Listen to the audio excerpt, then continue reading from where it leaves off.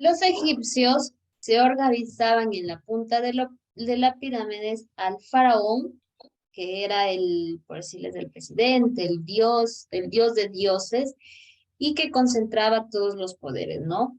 También en la parte de arriba se encontraban los nobles, que eran aquellos parientes del faraón, y los sacerdotes, que en aquel entonces tenían mucho poder y pertenecían a una clase privilegiada. En la parte interna de la pirámide ya se encontraban los profesionales, el ejército y la burocracia. Entre los profesionales estaban los comerciantes y los artesanos especializados, el ejército, que era la civilización que iba a las guerras y luchaba en las fronteras, y la burocracia, quienes eran aquellos funcionarios que hacían tareas para el faraón. Por último, estaban los campesinos y los esclavos que eran prisioneros de guerra, y aquellos campesinos que también eran artesanos, pero esta vez no especializados.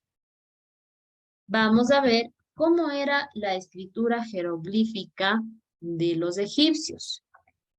La escritura jeroglífica se utilizó hasta el siglo X de nuestra era, bastante extensa. Con ella se escribían los textos reales y sagrados grabados sobre piedra y pintados en muros o en los pliegos de papiro. Era utilizada solamente por algunos miembros de las clases privilegiadas. Podía ser leída de izquierda a derecha o de derecha a izquierda, de arriba hacia abajo o de abajo hacia arriba. Según la posición hacia arriba, según la posición de los signos que representaban a humanos o animales que se miraban en la dirección en que debían leer. Entonces, los egipcios también introducieron la escritura, pero esta vez esta escritura con imágenes, ¿no? Que se podría leer de arriba para abajo, de abajo para arriba, de izquierda a derecha o de derecha a izquierda. Y tenían una representación de colores. Técnicas y colores en los jeroglíficos. Los egipcios pintaron en frescos, es decir, en muros revestidos con una mezcla de paja y yeso. Trabajaban cuando la mezcla todavía estaba húmeda, en cuyo caso se trataba de un buen fresco, o ya cuando estaba seca se trataba del fresco seco. Lo que más es frecuente, se preparaba una cuadrícula que servía como guía para medir las proporciones de la figura en el dibujo. Los bordes se hacían en trazos gruesos de color ocre. La base se pintaba de un color claro, como el blanco o el amarillo. Luego se procedía a agregar los distintos colores. En su parte derecha del texto, aquí, pueden ver aquellas representaciones que tenían los egipcios. Uno de los egipcios fue Ra, famoso faraón Ra. Tenía la cabeza de halcón y representaba con el sol encima. ¿Cuál tiene cabeza de halcón? El primero, ¿verdad? Con un sol encima. Luego, Osiris, que tenía el bático y el látigo, además de la corona del Alto y Bajo Egipto como un faraón, ¿no? Osiris.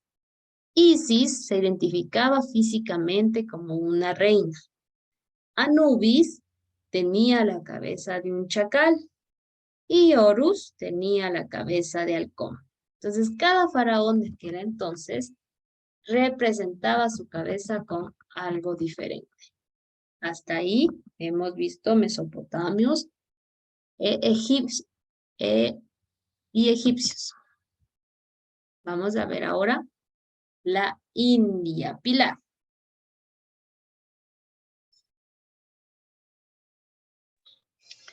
La península india, donde se desarrolló civilización india, tiene forma triangular y su extensión es tan grande que es considerada un subcontinente. Los primeros asentamientos agrícolas en las planicies occidentales del río Indio surgieron de manera más o menos simultánea y con similares características a de los egipcios, Mesopotamia y Persia.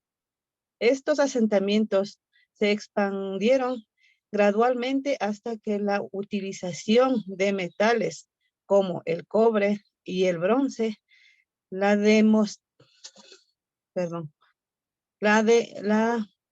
domesticación de animales y la actividad comercial les dieron mayor impulso como otras grandes culturas a la antigüedad.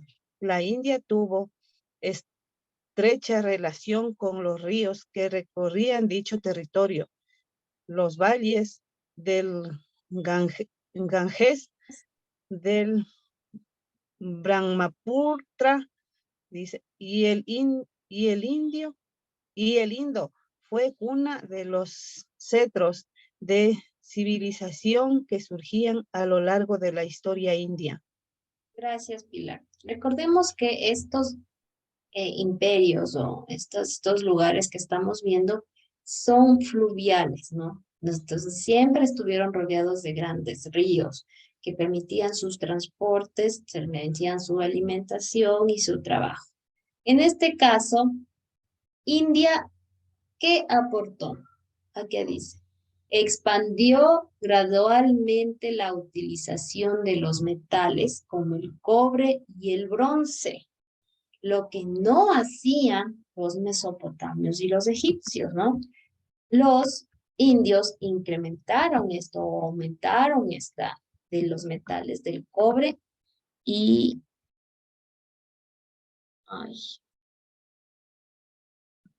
el cobre y el bronce.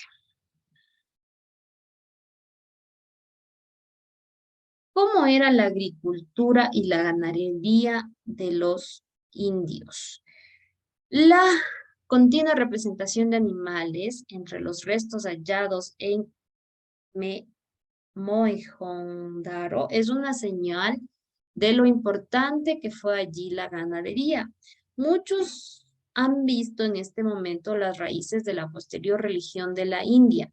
Asimismo, la presencia de ganaderos es una muestra de carácter retributivo en aquella civilización. Las tinajas, carretas y cebú, que ustedes pueden ver que fueron aquellas herramientas que sirvieron para transportar líquidos, granos, por ejemplo, la carreta ya como una rueda, ¿no? La carreta, voy a poner el lápiz. Esta ruedita llamada carreta, que su presencia requiere de la rueda, revela un auto en aquel entonces, revela un alto nivel tecnológico. En aquel entonces, ¿no? Las tinajas, que eran las ollas que servían para llevar líquidos y granos, y el cebú, que era el principal ganado que sirvió para el arado de la agricultura, ¿no? Esto es lo que nos aportó, ¿quiénes? Los indios. En la India también existe el culto budista, y en sus inicios el budismo fue solamente una forma de vida. Su creador, Siddhartha Gautama, un noble indio sin un origen sobrenatural, no se presentó como enviado divino, ni exigió a sus discípulos el culto a su persona.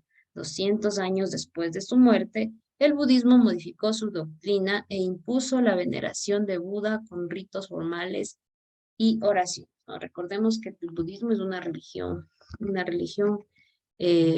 fuerte en esos territorios. ¿Qué son las castas, Tatiana?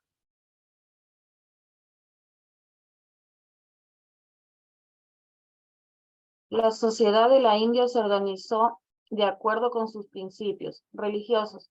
Las castas no fundamentaban en aspectos económicos, sino que respondían al progreso del alma hacia la perfección, donde los sectores altos correspondían a su estado de mayor pureza. Entre 1500 y 10.000 años antes de Cristo, los arios, pueblos indoeuropeos, Indoeuropeos. seminómadas, inmigraron para dominar toda la región norte de India. Impusieron su lengua, el sánscrito, y su religión, el hinduismo, establecieron un régimen discriminatorio organizando la sociedad a partir de castas, a las que asignaron un origen divino como una reacción al sistema de castas. Durante el siglo Texto. sexto antes de Cristo se fundaron dos sectas religiosas, budistas y jainistas. Jainistas. A diferencia de los egipcios y de los mesopotamios, los indios se basaron bastante en estas religiones, ¿no?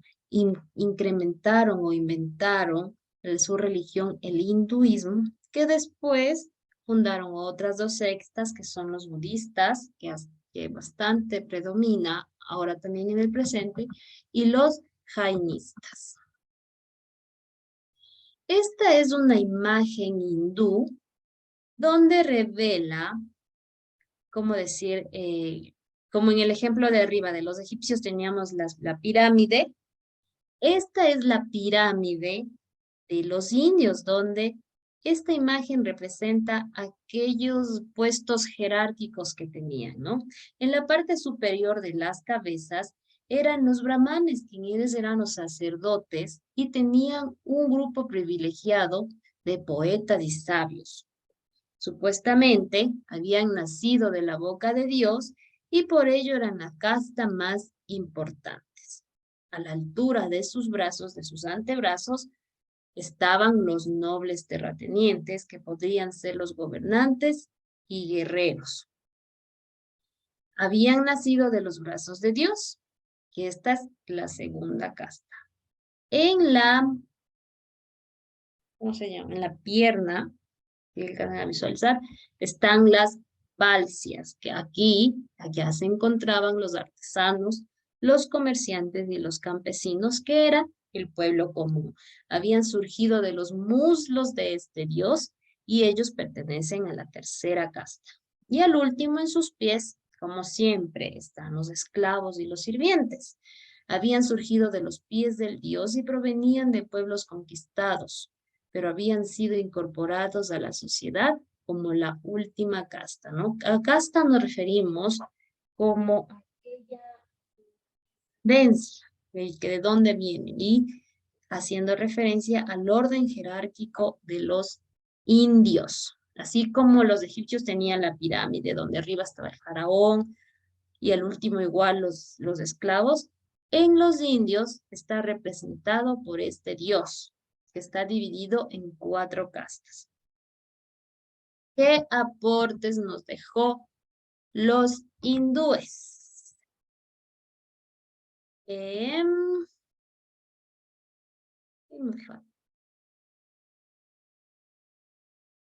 Gladys ya participó, Verónica, Jenny ya participó. Todos creo que ya participaron, ¿no? ¿Quién no participó? A ver, vamos. Era otra compañera la que le dio. A ver, Gladys, Jenny, usted también ya leyó, ¿no? Bueno, vamos, Jenny. Aportes. Los hindúes inventaron la numeración decimal, el álgebra, la trigonometría, el juego del ajedrez y conocieron la astronomía. En literatura produjeron un gran número de obras de carácter sagrado, entre las cuales están los Vedas, que incluían una enciclopedia religiosa y un conjunto de temas literarios. Gracias. ¿Qué aportes nos dejaron los hindúes? El juego del famoso ajedrez. Entonces ya saben quién fue el que inventó el ajedrez o quiénes fueron los que inventaron el ajedrez. La numeración decimal. ¿Recuerdan la numeración decimal? 0.5 décimas, 0.75 centésimas. ¿Recuerdan lo que vimos el ciclo pasado con los números decimales? Fueron ellos, fueron los hindúes quienes hicieron estos grandes aportes, que recordemos que hasta ahora los números decimales son bastante usados. El álgebra, la trigonometría que verán en bachillerato, y la astronomía, lo que son la visualización de estrellas, ¿no? Grandes aportes que nos ha dejado. Hasta ahora los mesopotamios, los egipcios, los hindúes han dejado grandes aportes. Vamos a terminar con China. Marco, China, por favor.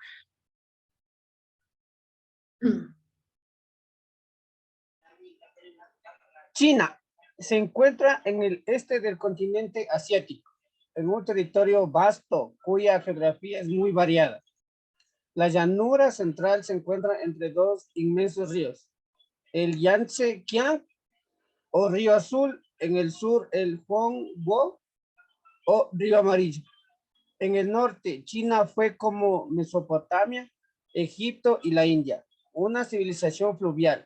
Fue desarrollada por grupos humanos que se asentaron en los bordes de los ríos y formaron pueblos agrarios que aprovecharon las tierras fértiles creadas debido al depósito de limo en las márgenes de sus ríos. Después de una inundación, estas tierras amarillas fueron usadas en la cerámica. Los desbordes causados por los deshielos de las montañas y las lluvias de los monzones son desastrosos, ya que arrasan construcciones y sembríos, pero también son positivos, pues renuevan los campos de cultivo, evitando que se agoten. Ese territorio fértil determinó que la China fuera un país agrícola. Su cultivo más importante ha sido el arroz, cuyos restos más antiguos se remontan hace 7,000 años. Gracias, Fausto. Entonces, ¿qué nos dice? Que la China, al igual que Mesopotamia, Egipto y la India, fue un lugar, un campo fluvial, ¿no? Que decíamos que era fluvial, que están cerca de los ríos donde permitían transportarse su actividad agrícola y su alimentación. Todos estos cuatro eran sectores fluviales, ¿no? Y que, como hasta ahora lo hemos visto en películas, lo hemos visto en dibujitos, en caricaturas, lo que más da en China es el arroz, ¿no? Y que incluso lo comen con palitos, que no sé sinceramente cómo lo hacen porque lo he intentado y es imposible para mí eso. ¿Cómo se van a comer un arroz con un palito? Y no cogen ni siquiera un arroz, cogen un montón con los palitos, ¿no? Entonces, eso es lo que China en sí hace énfasis en el arroz, ¿no? En el sembrío del arroz, que fue hasta hoy y es hasta ahora su gran, en lo que agrícola se refiere que produce, ¿no? Debido a la extensión de su territorio, los chinos construían caminos que atravesaban montes y valles, con puentes suspendidos sobre hondos precipicios y ríos anchísimos. Aquí ya aparece lo que ellos están aportando, ¿no? Una de sus aportaciones, los puentes suspendidos, ¿no? Recordemos que estamos hablando hace 200 años antes de Cristo y ellos ya tuvieron, se podría decir, la inteligencia de hacer estos puentes suspendidos sobre hondos precipicios. Durante la dinastía Qing se determinó la construcción de la Gran Muralla, la famosa Gran Muralla China. En un principio se habían edificado diversas murallas para protegerse de los hunos, pero el emperador Qing las unió y formó la Gran Muralla.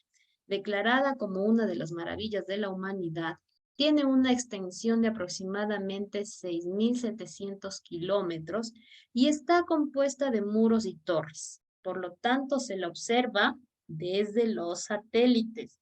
Es decir, que su extensión es tan larga que fuera de la órbita de la Tierra puede ser observada. ¿Cómo era la sociedad china? Era patriarcal.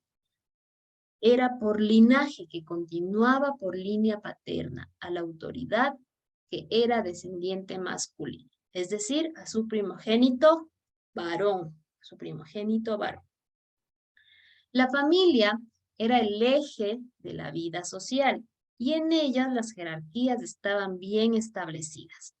el hijo bajo el padre, el hermano menor bajo el hermano mayor, se rendía culto a los antepasados y se mantenían las tradiciones. Hasta ahora, en la actualidad, existen, creo que como en todo lado, aquellas sociedades que rinden culto todavía a sus antepasados, ¿no?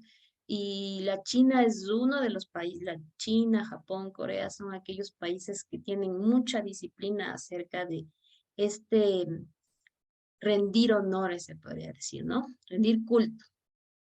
Por otro lado, no existía movilidad social y se conocía de la siguiente jerarquía.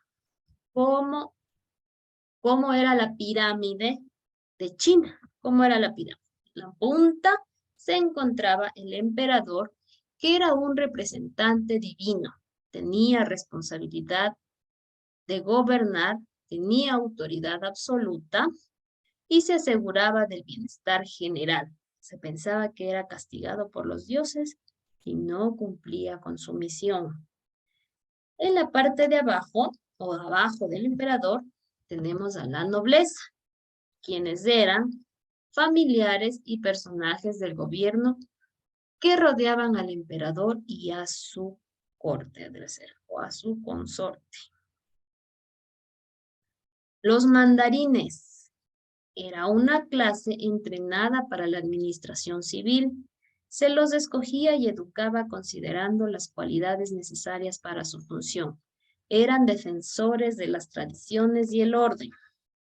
Más abajo, los terratenientes respondían al emperador y a los campesinos. Los comerciantes y artesanos, más abajo, que eran los alfareros, escultores, tejedores de seda y una pequeña parte de la población. Y como siempre, en estos 4 imperios que hemos visto, al último de su pirámide están los esclavos y los campesinos. La gran mayoría de la población se dedicaba a la agricultura y los esclavos eran aquellos reos o prisioneros de guerra. Ya, hasta ahí nos quedamos. Hemos visto mesopotamios, indios, egipcios y chinos, que fueron los 4, se puede decir, imperios que dejaron aportes claves a través de la historia que hasta ahora se siguen utilizando, ¿no? Recordemos los indios del metal, los egipcios fue del código del Hammurabi, ¿no es cierto? Entonces vamos ahí, vimos los aportes y cómo se organizaban socialmente. ¿A qué me refiero cómo se organizaban socialmente? ¿Quién estaba como rey, como emperador? ¿Quién le seguía y quién estaba al último en todas estas sociedades?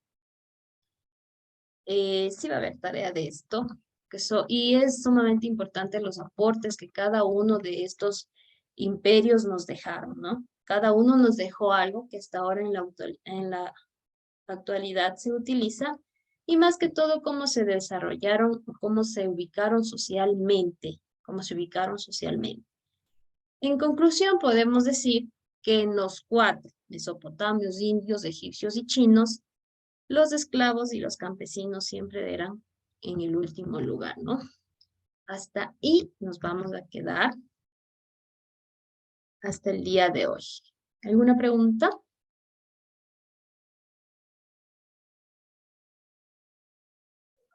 No. Gracias, chicos. Nos conectamos el próximo sábado. Estamos bien, ¿no? Es que les anote. Gracias, chicos. Nos vemos el próximo sábado. Un buen fin de semana. No se olviden mañana ir a votar. Gracias, Gracias, hasta luego. Gracias, que tengan excelente fin de semana.